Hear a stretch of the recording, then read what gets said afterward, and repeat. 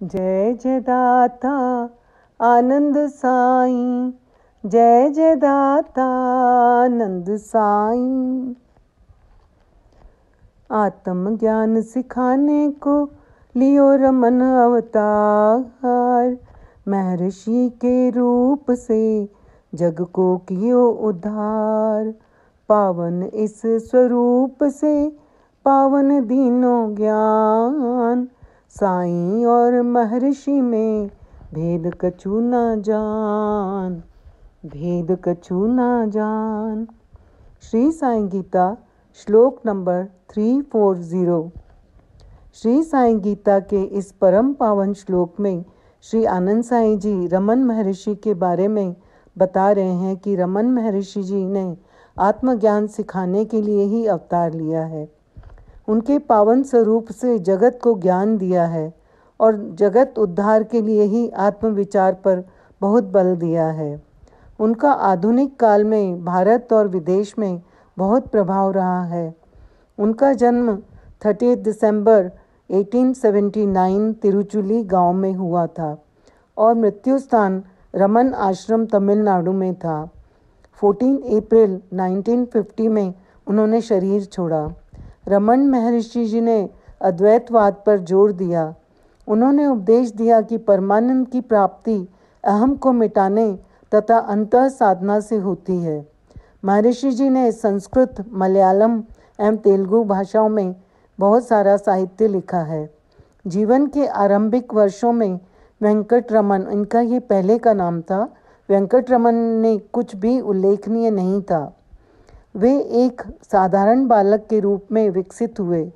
जब वे 12 वर्ष के थे तो उनके पिता का देहावसान हो गया। ऐसी स्थिति में उन्हें अपने चाचा के साथ मदुरै में रहना पड़ा।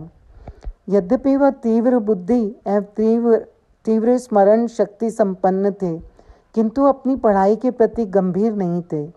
रमन जी की आध्यात्मिक उत्कंठा को तीव्र किया पेरिय पुराण ने। ये तमिल पुस्तक प्रसिद्ध 63 शैव संतों के जीवन का वर्णन करती है। पुस्तक पढ़ते ही वे रोमांचित हो उठे। धार्मिक साहित्य की ये पहली पुस्तक थी जो उन्होंने पढ़ी। संतों के उदाहरण ने उन्हें रोमांचित किया तथा उनके हृदय को स्पर्श किया। संतों के भगवान के प्रति प्रेम एवं वैराग्य युक्त जीवन अपनाने की इच्छा उनके भीतर भी प्रबल हुई। यहाँ से उनका आध्यात्मिक जीवन शुरू हुआ। महर्षि जी 20वीं सदी के महान संत रूप में जाने जाते थे। अगर उन्हें वैदिक संस्कृति के प्राण रचयिता के रूप में कहा जाए तो कोई बड़ी बात नहीं होगी। उन्होंने अपने कठिन तप से ज्ञान और आत्मा की खोज की और उसे जागृत किया। उनके हृदय में जीव जंतु और संसार में सभी के प्रति दया भाव था। उन्हें अरुणाचल के प्रसिद्ध योगी श्री महर्षि रमन के नाम से हम सभी जानते हैं। 20वीं सदी के महान संत समाज सेवक श्री महर्षि जी से जो जीवन और सत्य मार्ग पर चलने की प्रेरणा देते हैं। उनके उपदेश इस प्रकार हैं। सभी जीव आनंद की इच्छा रखते हैं, इसलिए आनंद अपने स्वयं के भीतर हमेशा होना चाहिए। मन अंतर आत्मा की एक आश्चर्यजनक शक्ति है जो शरीर के भीतर मैं के रूप में उदित होती है। जब सूक्ष्म मन मस्तिष्क एवं इंद्रियों के द्वारा बहिर्मुखी होता है तो स्थूल नाम रूप की पहचान होती है। जब वो हृदय में रहता है तो नाम रूप विलुप्त हो जाते हैं। उन्होंने अद्वैतवाद पर जोर दिया और परमानंद की प्राप्ति अहम को मिटाने तथा अंतः साधना से होती है और केवल शांति अस्तित्वमान है।